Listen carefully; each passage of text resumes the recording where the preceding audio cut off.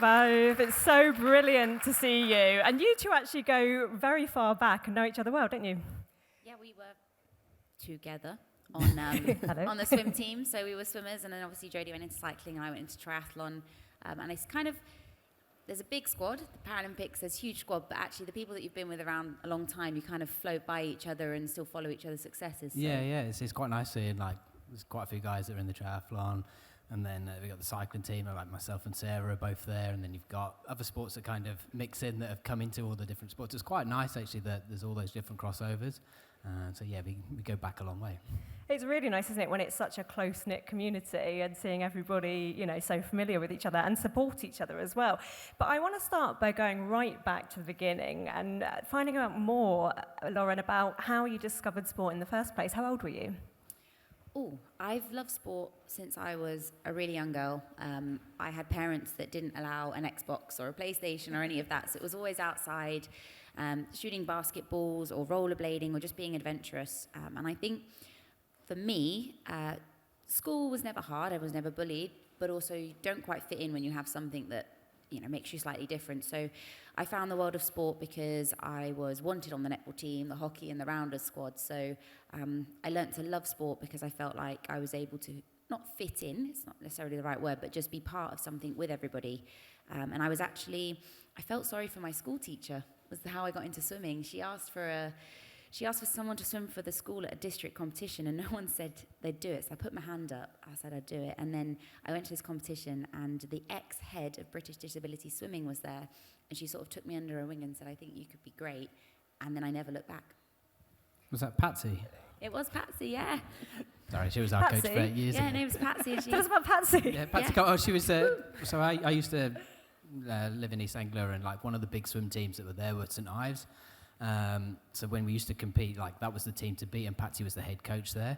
And then when I was on the disability swim, like GB squad, she ended up becoming head coach there as well. So like I'd known her for years, kind of coming up, sort of racing against her swimmers that she'd had, and then she was in charge of us at the top level then. And how did you first discover swimming and sport in general? Was it swimming first? It was swimming first. I pretty much did every sport though, to be fair. But swimming I started when I was 5. Uneventfully, it was very eventful. The first lesson I had, basically they put an inflatable backpack on me and said, get in and swim. So this was a school lesson, and I basically pushed off, and unbeknownst to me, because of the imbalance in my leg, I basically turned over and then went straight to the bottom of the pool. But nobody had spotted apart from one of the parents on the side, and they jumped in fully clothed and rescued me off the bottom of the pool. So that was my first swimming lesson, so it didn't go so well.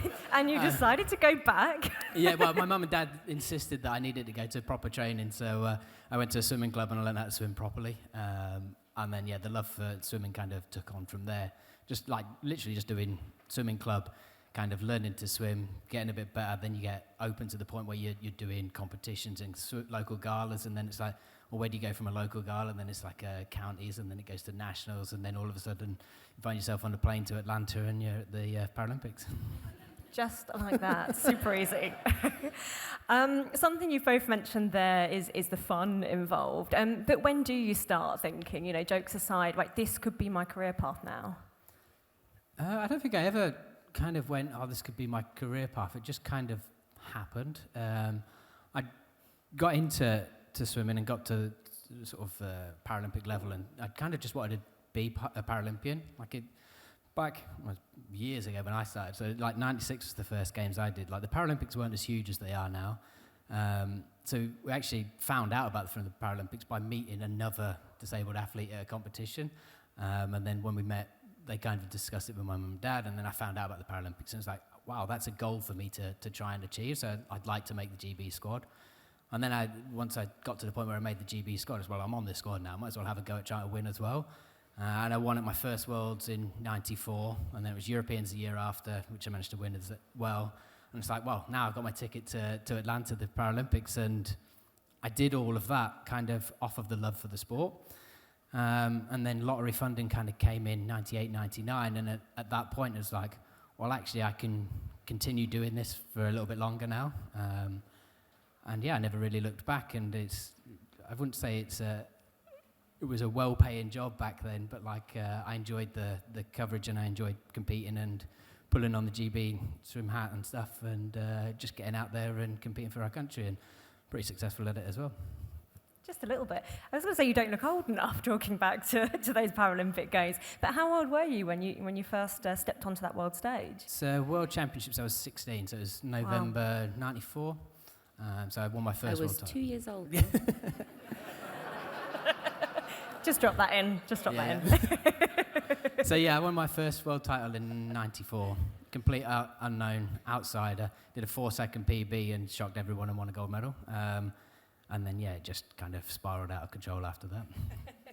Well, it did go very, very well. I don't think it was out of control at any point. But Lauren, how about your pathway? Was it a similar journey for you? Was it all about driving for fun and enjoyment, or did you have a different drive? I think same as Jody. I actually just didn't realise. I knew of the Paralympics, but I guess my actual motivation, I was 9 years old, I think. I was at my grandparents' caravan in Norfolk and watched Dame Kelly Holmes. I saw her do her 1500 and 800 at the Athens Games and was quite disappointed because I was like, GB's at the back again. And then she just fired through and went from being at the back to the front and took both gold medals. And it's just something in that I thought was really special, her determination, her grit. And I can just remember saying to my grandma, like, that would be so cool. Not thinking that I would ever, get my own gold medal. And then after that, like I said, I just loved sport. And I kind of made the decisive move when I was doing my year 9 SATs. I decided to go to a boarding school for my swimming. It was the year before Beijing, and sort of went from doing like 15,000 meters a week to 55,000 meters. And Saturday afternoons, I would just crawl into bed. But I took sort of like a 7 to 8 second PB within the space of 6 months and qualified. Didn't do as well as I'd wanted at my first games. I was 14, and it was tough because when you have such a successful team, Great Britain normally are, and everyone has a medal, and you're going home, and the highest I finished was 9th. It was really tough, but it started a fire in me, and that was that I wanted then to go on to London, where I did, I guess, finish higher, but again, it was like, I still haven't got a medal. And then came around Rio, and I got the silver, but it still wasn't quite what I wanted. But I can always say that I've gone in the right direction in each way, and I've got the gold now. So, yeah, got there. I mean, you both talk so modestly, about the absolute achievements at the height of the sport that you've both had. But I guess it does seem you've always had that drive in you to not go and field the games, but to want to win. Yeah, I think actually when I was a kid, it was just because I wanted my name to pop up in Google. I just wanted my name to be there. So that was like my driver when I was a youngster. But then How many times a day were you just like Googling yourself there? All the dodgy pictures come up, like weird angles on Strictly or on the bike when you're like, like it just, so they're not, it's I not just like get great. my thing from London. Like, that's literally all that comes up on Google if I do my name. Is that the first image? Everything. Every time it's always that kind of me throwing a water bottle and throwing a hissy fit. Having a tantrum. Little tantrum. I mean, we'll come to all of that, hissy fits and all. But I'm interested, Jody, to know whether you see the pathway into parasport now for young people like you two were when you got into it. Has it got better? Has it changed? Because you didn't know too much about the pathway that might be there. Is it better now? Oh, for sure, yeah. I mean, like, certainly the paracycling program, in the time I've been there, we now have a talent pathway developed. We have youngsters that are coming up. I mean, the uniqueness of disability sport is you don't have to be a young and up-and-coming youngster and kind of work your way through. You can be an athlete or a participant and then become disabled and then come into the sport at a later age. So there's now that talent pathway to do both of that. So you've got the youngsters that can come through, but you've also got the people that are coming into the sport with fresh disabilities or new disabilities that are learning all the different processes. And I know British cycling have just had sort of the paracycling side of things has had a big boost in their funding for the Paris cycle because we've basically opened up the places for more athletes to be on talent development. So there's now a bigger pathway. There's more money to be able to develop those athletes and push us forward to Paris and beyond. So yeah, it's definitely increased over the years, and like the awareness of the Paralympics. I mean, you just got to look at the Channel 4 coverage that was out for Tokyo. It was pretty much 24/7. Like, you could click on pretty much every sport that a GB athlete was competing in, and you could watch it live as it was happening, or watch advanced highlights and everything. So yeah, compared to I think it was about 30 minutes or 40 minutes of highlights that I had in Atlanta, it's definitely moved on away. It certainly has, and how does that make you feel personally, to have gone from those early days at the Games, having huge success and perhaps not having the recognition in the public eye for it, to that coverage being where it should be now? It's kind of, it's refreshing, to be fair, because as an athlete, you're trying to do your best and be the best performer you can be. But it's very hard to kind of sell yourself when nobody actually sees it, and you're basically doing it on hearsay or a newspaper article back then. But now we have live streaming, live coverage, and TV and newspapers that are covering it here, there, and everywhere. Like we have, you've been on Strictly. There's Paralympians out in the general public and doing things that we'd have never known any Paralympians back then. Like you probably could have named Tanny Gray Thompson. That would have probably been your limit for the amount of people that you could spot. But now you can just list a whole bunch of names that are successful Paralympians that have now kind of crossed that boundary and are in the public knowledge. How important is that visibility to you, Lauren, seeing young people inspired now because of the work that you've done? Definitely. I think we obviously have seen quite a few Paralympians now go on to mainstream TV. You've got myself, Kenina Cox, you've had Will Bailey, we've had a numerous amount of people, and actually one that got me this year was Johnny Peacock's Blade Camp. I thought that was incredible because I think it's about not necessarily educating older generations, it's the younger generations. And I think that actually now growing up with a disability would be very different to what myself and Jody went through. It's about a case of actually, at some point in your life, everybody will get a disability, whether that's you've just got a dodgy knee and it stops you running. So what I wanted to do when I went on these shows wasn't really to prove to anybody that I could do it, but it was to help others see that actually they were capable of doing whatever they set their mind to. You have to do it different ways. You can't do it the same way, but you can still achieve what you want. And Strictly was a huge platform, and occasionally I might have felt really out of my depth dancing oh gosh, there it is. I think that was the first week, and I'd only done 3 days, and I was like, I think this is right. But yeah, I was out of my comfort zone, but I am a big advocate for doing things that actually, when you feel a bit nervous or a bit fearful, it's the only space you're going to grow in, so take the chance. And yeah, that's what I wanted to get across. And I think from Strictly and SAS, the best 2 stories I've had is on Strictly, a lady wrote in to say that she'd lost her arm to meningitis years ago, and she saw me on TV for the first time, and she went to Sainsbury's without her arm on. She was like 70 now, and she just said it was really scary for me, but I thought if you can do it on TV in front of 14 million, I can do it.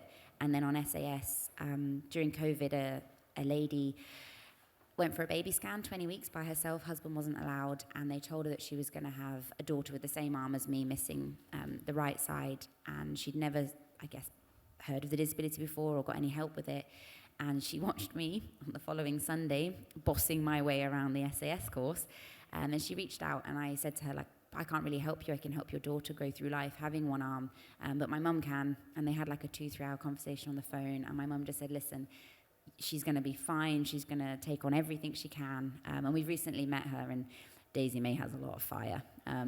That girl is going to be just fine. But it's things like that I've gone on those TV shows. If it was only those 2 people that I helped or could help them see that actually, having one arm hasn't affected me at all, then my job's done.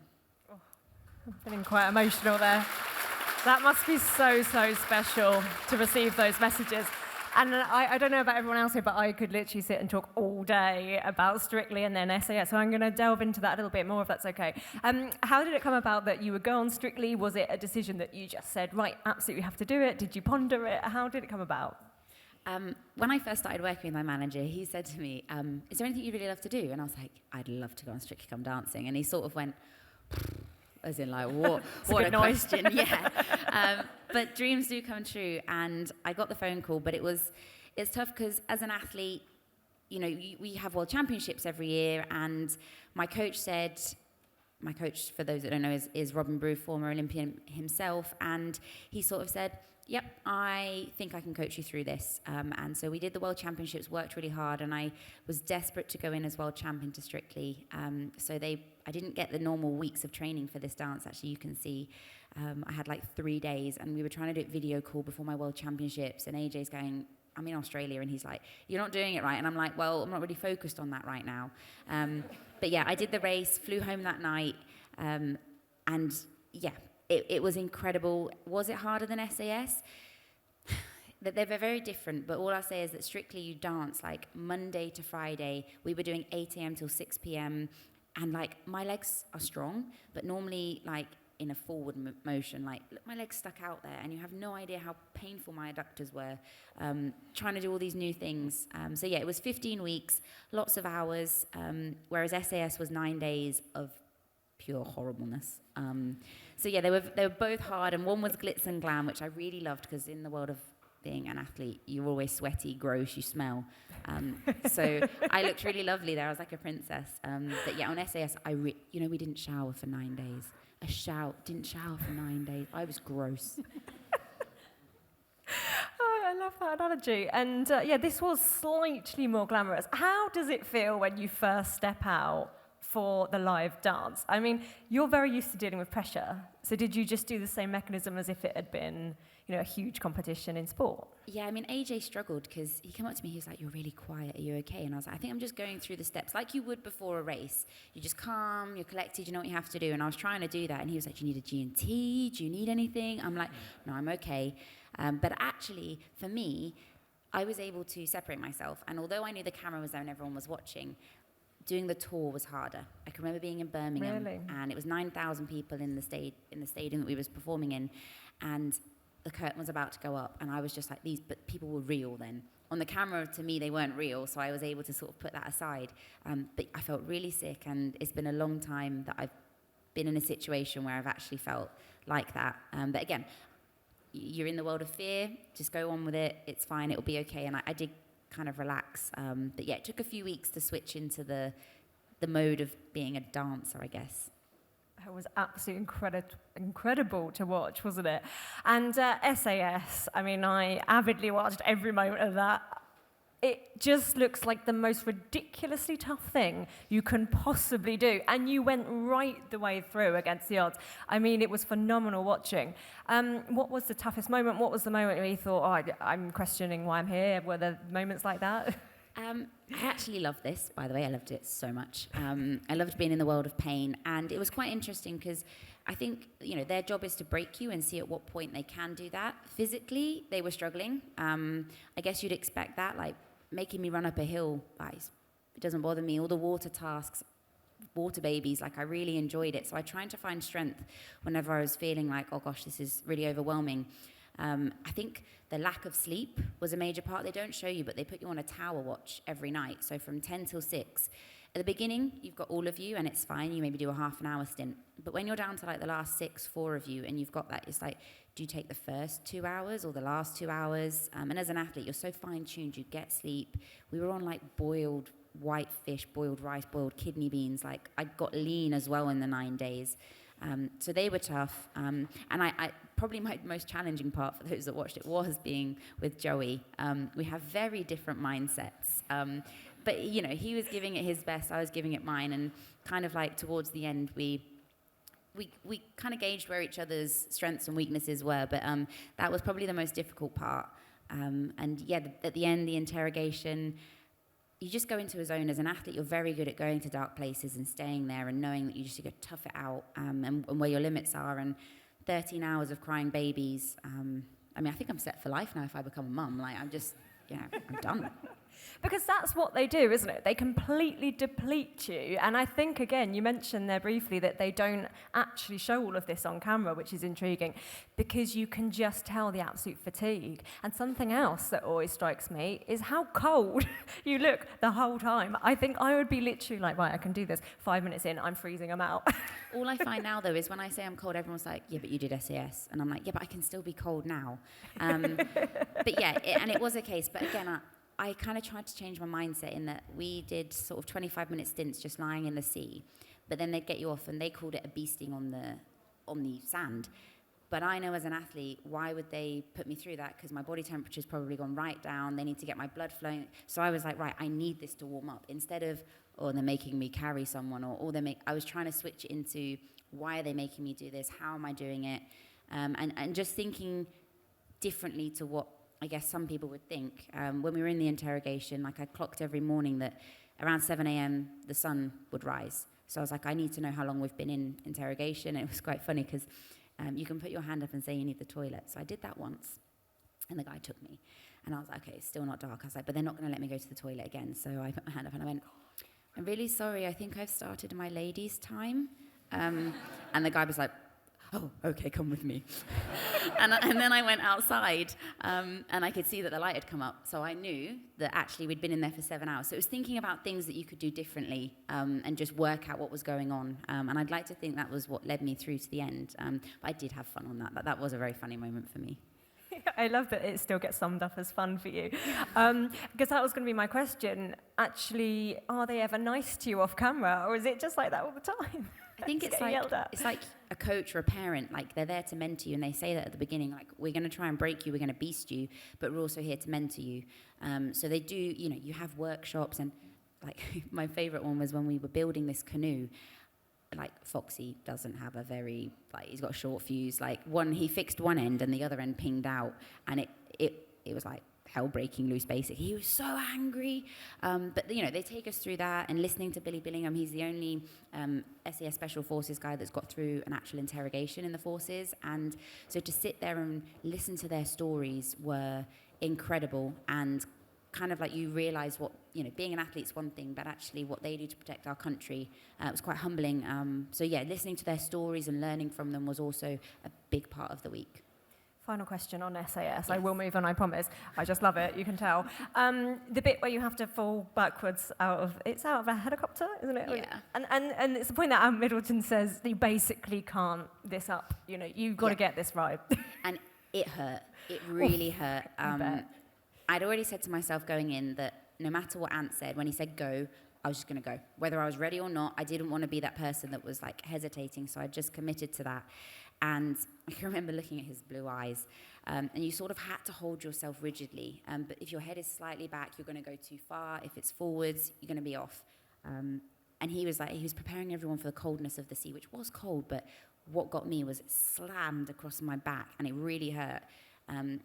And then I think the funny part was, after the show had finished, he came up to me and he said, when we did the helicopter thing, I said, yeah. He was like, I lowered the helicopter and I pulled the boat out, the lifeguard, I didn't know if you could swim. And I was like, I'm pretty sure I swam faster than you, Ant, but we won't say that. And I think that was what was lovely on the show. They didn't show them, which we talk about Paralympics and kind of moving forward. Sometimes we need to include some of these things, but first time they'd seen me, we did the abseiling, and I walked up to him, and he went, are you right or left-handed? And I was trying to keep, like, a straight face. And afterwards, like, he did laugh after the show with me. And then we did, like, the running down the side of the cliff. And I was with Joe, and we got to the bottom, and he was like, number 7, you appear to have left your right arm at the top of the cliff. And I was beside myself. I thought it was hilarious, but they didn't show any of this. But that's the kind of humour that we have at the Paralympics and stuff. And for me, that's where I'd like to see it go in the future, and to include all those bits, because they were probably my favourite memories.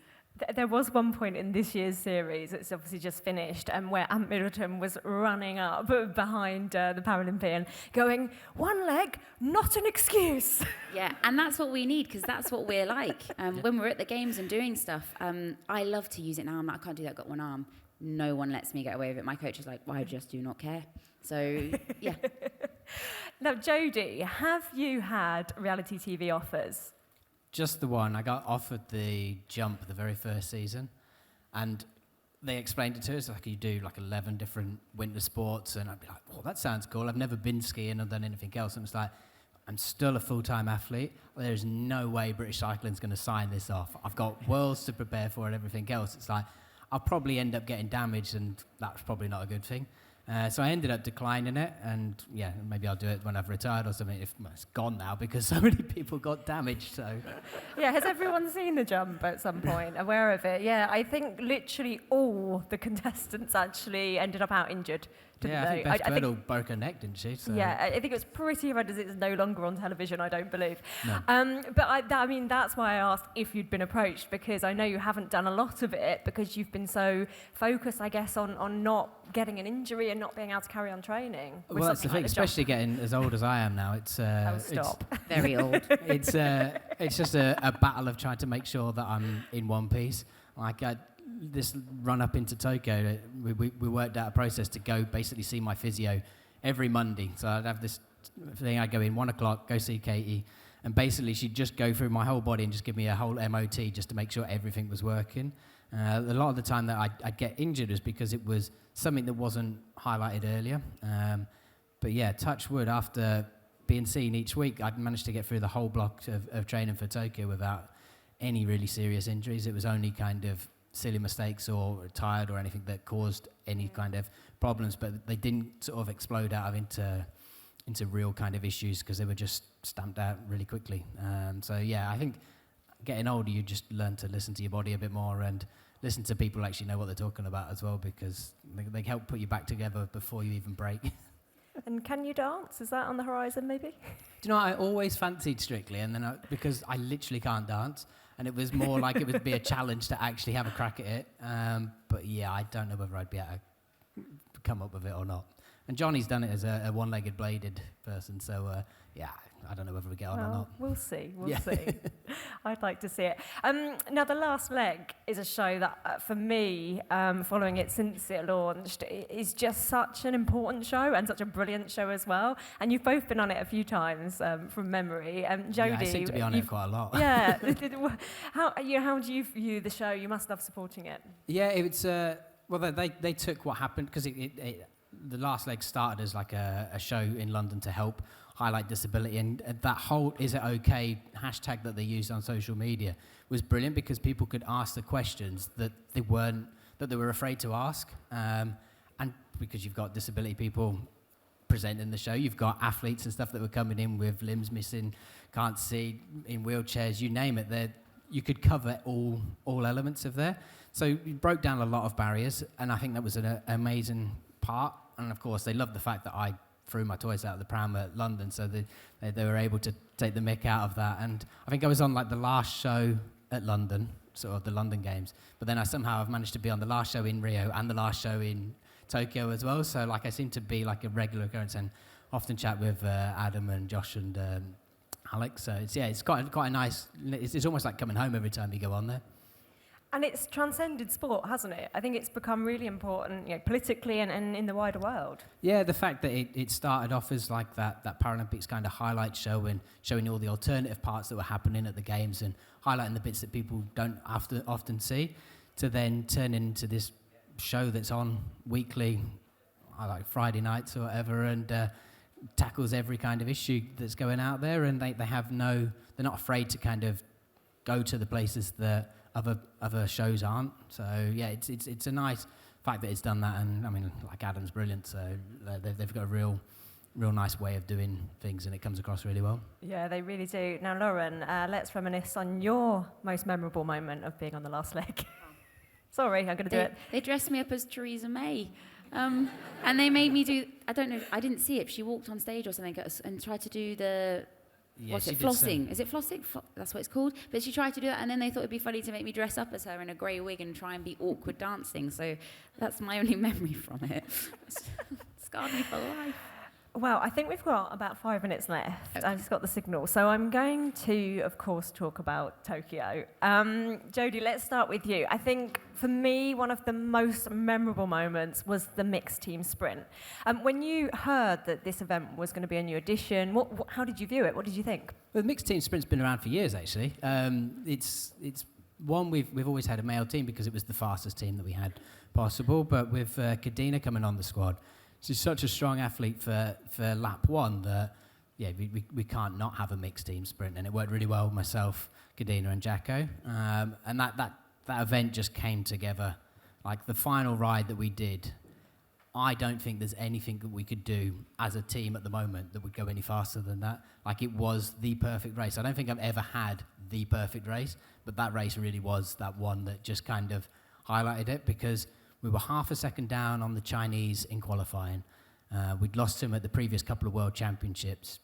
We made a few mistakes in qualifying, but yeah, half a second's quite a big chunk to kind of make up the difference. So we kind of worked out what had gone wrong. Basically, Kadina had just disappeared and didn't give Jacko any shelter, which was not useful in the team sprint because you try to look after each other. So we basically put Kadina on a bigger gear so that would slow her down in the first part, because Jacko, he starts with one arm and he starts seated, so that's really hard for his standing start. But once he gets going, he's got some sheer speed and he can really get going. So we basically got rid of Kadina's advantage over him, and he was able to stay on. And then for me, I went up a gear to go bigger, and I'd worked out where I needed to go in the qualifying, and I was a bit late going. So I was like, I'm just going to commit to it anyway and see what happens. And it ended up, it was the perfect time and the perfect race, and we managed to smash the world record and beat the Chinese by, I think it was a tenth of the second in the end.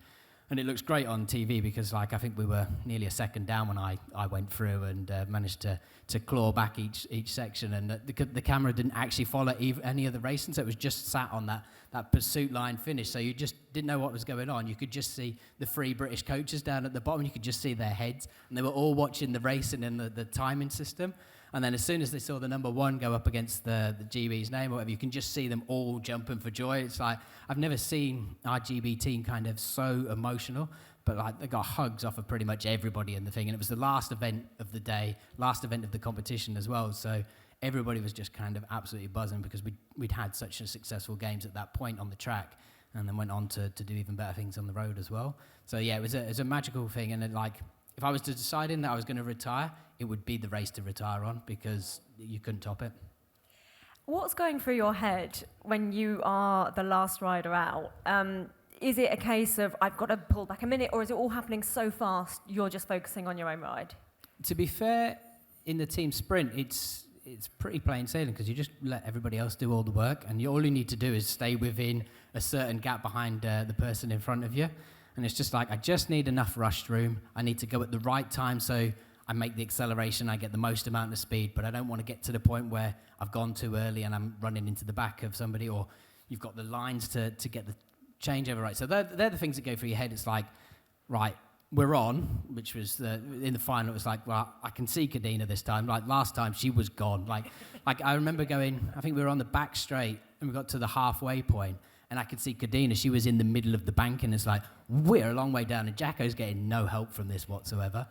So when it was the final and I could see Kadina still in front of us, it was like, he's getting a little bit of assistance here. This is good for us. And I just basically made myself as small as possible and tucked in. And then it was just a case of, like, I need to just stick to the black line, go as fast as I can, and just put everything I've got into the pedals and hope that that's enough. I even managed to get a little lunge in at the end just to try and help out, but I don't know whether that makes any difference or not. And just quickly, I want to pick up on the rushing the gap, because this fascinates me. When we all sit at home, we watch the team sprint, sometimes people observing can say, well, this is looking like it's gone horribly wrong, these gaps are too big, but you know exactly what you're doing, of course, and you actually need a little bit of leeway to get the maximum, don't you? Exactly. It's more extreme in parasport because you've got different physicalities and different speeds of the athletes between there, so the gaps can be bigger because the athletes that are coming through are usually quite a bit faster. But yeah, you need that rush gap because you need to be able to accelerate into the space. You need to use the slipstream you've got in front of you, but you also need to kind of measure your effort as well so you get the changeover right. It's like if you're on the motorway, if you get stuck right behind a car and then try and pull out and accelerate, it's really hard to do it. Whereas if you kind of rush into the gap and accelerate into it and then go by, it makes life a lot easier. And it's exactly the same with the team sprint when we're doing those changeovers. But yeah, for us, it's all about judging the speed and the speed differential. So yeah, for myself and Jacko, it's just trying to work out how fast Kadina's going to be going, where we're going to see her, and when we can start our efforts. Or for Jacko, literally, he's flat out from the very start because he's just chasing her down.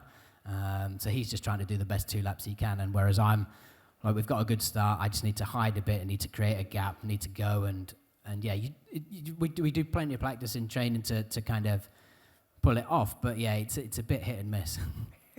Well, once again, congratulations, absolutely spectacular. And Lauren, finally, to finish on a lovely note, what did it mean to take gold for you in Tokyo? It actually meant everything, and I didn't realise what it meant until I'd crossed that line. For those that don't know, I should have taken the gold in Rio, and I swam the wrong way. Still not quite sure how you swim the wrong way at the biggest Paralympics of your life, but that would be me. But yeah, so I think I had put it to the back of my mind. It was subconscious, and it was there as a huge motivator. I actually stopped sport for 7 months after. I might have retired after Rio, but my coach came back and he said, listen, you've got the skill set, you've got what it takes, please trust me and give it another shot. and we worked together, we were very specific on what we did.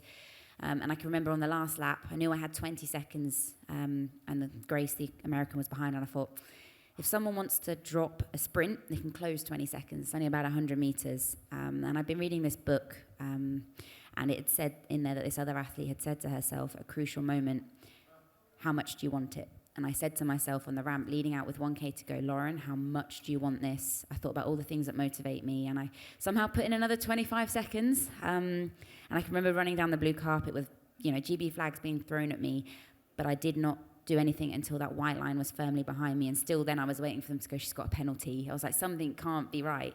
So when I heard him say, Lauren Steadman's Paralympic champion, I did turn around, and that's a moment that I wish my parents had been there, but they weren't. But I looked at my coach, and I actually rung my dad, and I was like, Dad. He was like, why are you crying? I was like, I think I'm happy. And so, yeah, it was a great moment, and it meant everything. And one of my big motivators was I got the silver, and I lost my grandparents about a month after. And so there is a picture of me holding it to the sky, because I felt as though I let them down, as in they didn't get to see me get the gold. But I know they were watching. So, yeah, it meant everything to me. Lauren, Jody, congratulations. Thank you so much. Ladies and gentlemen, Lauren Steadman and Jody Cundy. Thank you. And of course, don't go anywhere, because in around 5 to 10 minutes' time, Geraint Thomas will be back here on the main stage at Rouleur Live. Thanks for joining us.